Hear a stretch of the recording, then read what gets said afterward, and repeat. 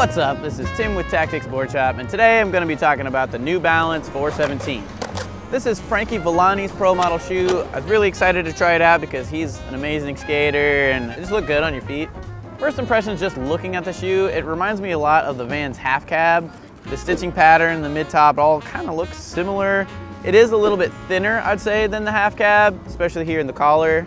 I would say these shoes do fit true to size, but they are a bit narrow, and I have kind of a wide foot, so it was pretty tight at first. It took a long time for these to stretch out. It took maybe like a whole week of skating before it felt comfortable. They are kind of hard to get on your feet because it is a mid-top, and this back heel part is really stiff and rigid, so it doesn't like have a lot of bend to it. So I had to untie and retie my shoes every time I took them off, which is kind of annoying because I'm used to just like slipping my foot in and out of shoes, but it wasn't a deal breaker or anything. The board feel on the shoe is really good. It's maybe not quite as thin as maybe like a Blazer or a Vans shoe. After about 3 hours of skating though, my feet started to hurt, but 3 hours of skating in any shoes, you're gonna feel it. The foxing tape on the shoe is insanely thick. It's like twice as thick as any other Volk shoe out there. It just made the flick really consistent for the whole life of the shoe. The collar does have a good amount of padding, not as much as the half cabs, but is enough to like keep you from getting really whacked. The top of the toe box and the tongue are pretty thin, so it doesn't really give you much protection for like getting karate chopped in the foot, so you're definitely gonna feel that. This shoe does have the elastic tongue bands inside. It just keeps it so that the shoe stays snug on your feet, even if your laces are kind of loose or falling apart. And it keeps the tongue in place, which is really nice.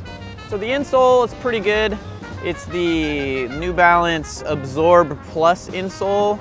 It's a polyurethane insole, so it's not going to pack out like most foam insoles do. And I think it does a pretty good job.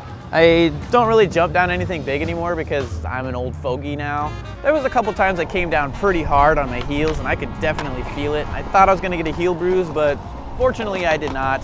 If you're gonna jump down anything really big in these shoes, I would definitely recommend an aftermarket insole. But if you're just gonna skate tech and skate manuals and ledges like me, then you're totally fine with just a regular insole. I've been skating these shoes for a little over a month. I'd say maybe about 35 hours worth of skating in them. I spent a lot of time trying tricks and not landing them. I've just been doing a lot of flat ground, a lot of kick flips, ledges, manuals, just a lot of things that involve a lot of flicking. I do skate Jessup grip tip because I know that makes a difference on how quickly your shoes are going to wear out, so just take that into consideration. This foxing tape is actually holding up really well. It has withstood a lot of abuse, and I'm just now getting to the point where it's getting to the suede underneath. The spot that blew out for me was this little junction right here where the side panel meets the suede toe cap and this little canvas piece. That's right where my pinky toe is, and that's kind of right in the ollie and kickflip area. So it just got the most abuse. I intentionally didn't put any shoe goo on it just because I wanted to see how long it would take to blow out. And I would say the hole developed probably around 30 hours or so. If I was gonna get another pair of these, I would definitely, after they stretched out and broke in, just super glue or put some shoe glue on that stitching there and just completely prevent that hole from developing. And then the shoe would last 3 times as long.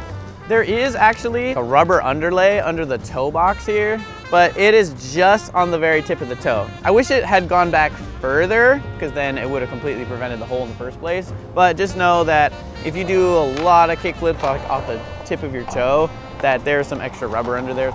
This piece on the side here is just kind of flapping down. Since it's on the outside, every time you slide up the grip, it just kind of gets yanked down. But there's more suede underneath. Even if it ripped completely off, you're still covered.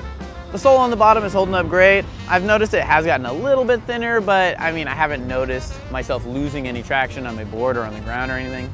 The shoelaces held up pretty good. The original lace lasted pretty much the entire life of the shoe, but it was getting pretty gnarly, so I just decided to switch it out. Once again, this is the New Balance 417 shoe. I highly recommend it. I really enjoyed skating it while I had it. If you got any comments or questions, leave them in the box below, or head over to Tactics and check them out.